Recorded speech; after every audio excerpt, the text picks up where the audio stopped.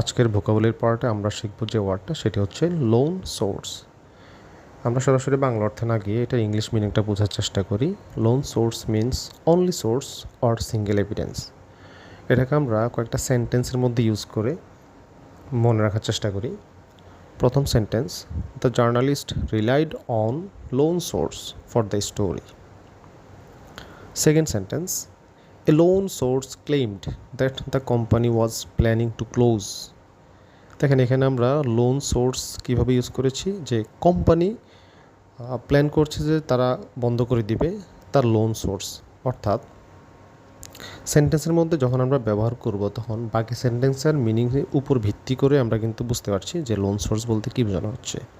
আমরা আরেকটা সেন্টেন্স দেখি, we should not make a decision based on a loan source. অর্থাৎ আমাদের ডিসিশন মেকিংয়ের ক্ষেত্রে ডিপেন্ড করা উচিত না কিসের উপর, লোন সোর্সের উপর। সো আমরা আশা করি বুঝতে পারছি যে কীভাবে আমরা লোন সোর্সটাকে একটা বাক্যের মধ্যে ব্যবহার করব, এবং আমরা এইভাবে প্রত্যেক জীবনে ইউজ করার মাধ্যমে ভোকাবুলারিগুলো আমরা মনে রাখার চেষ্টা করব।